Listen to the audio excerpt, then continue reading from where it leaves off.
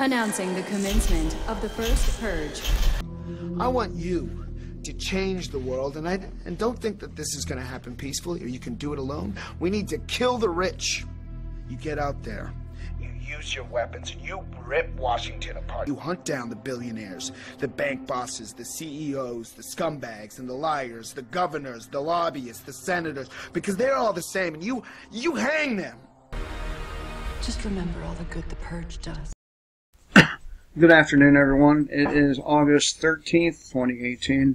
I'm Eric. I'm here at express.co.uk.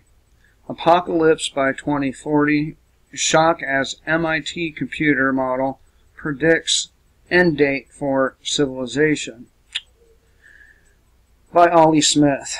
A computer model developed in 1973 by a team of MIT researchers has predicted the end of civilized life as we know it by 2040, with a major change coming in 2020, just 2 years away from now.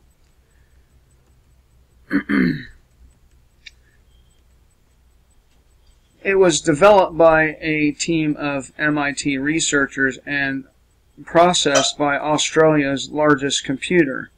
It was originally devised by computer pioneer J. Forrester after he was tasked by the Club of Rome to develop a model of global sustainability.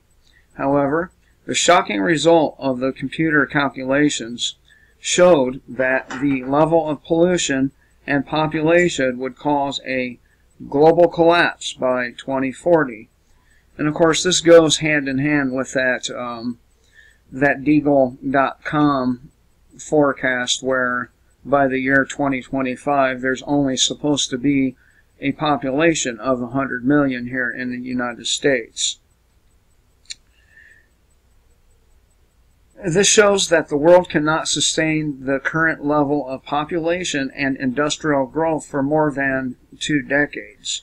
Australian broadcaster ABC has republished its original report from the 1970s, since there is just 2 years until a major change is expected according to the computer model.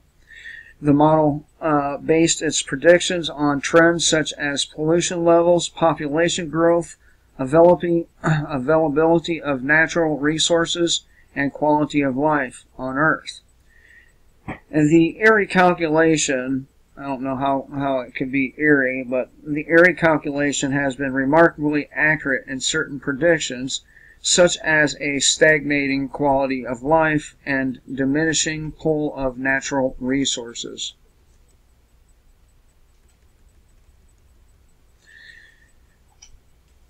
A fascinating forecast shows that the quality of life is expected to drop dramatically right after 2020.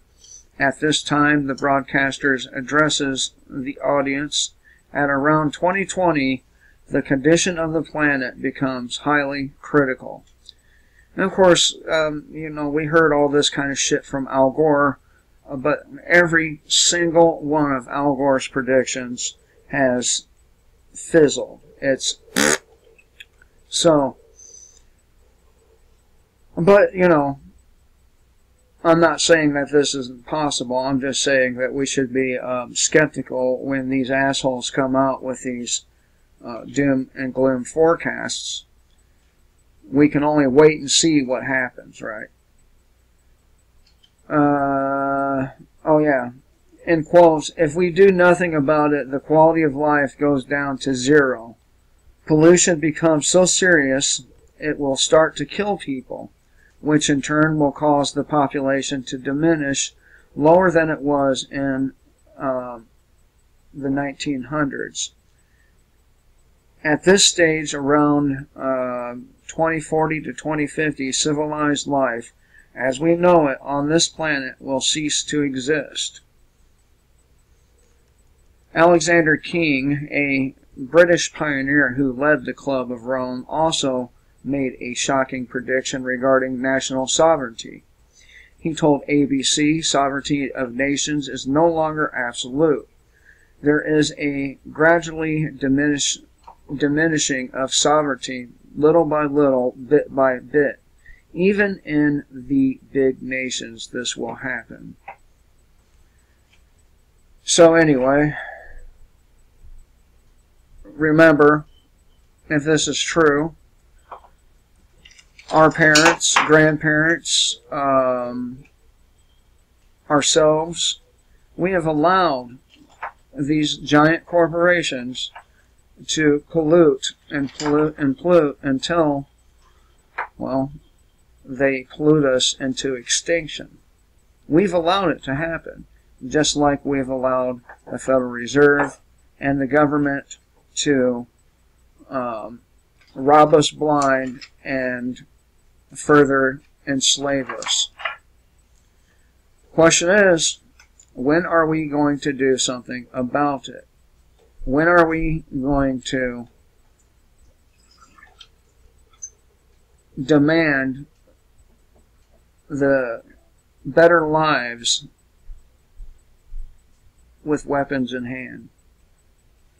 When are we going to demand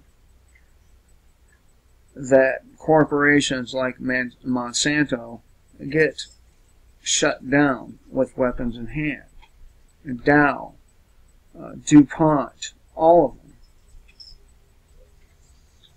It's not the average person who's causing this extreme pollution. It is the giant corporations.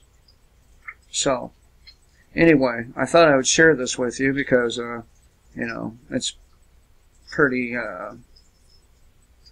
serious. Till next time, kill the state before the state kills you.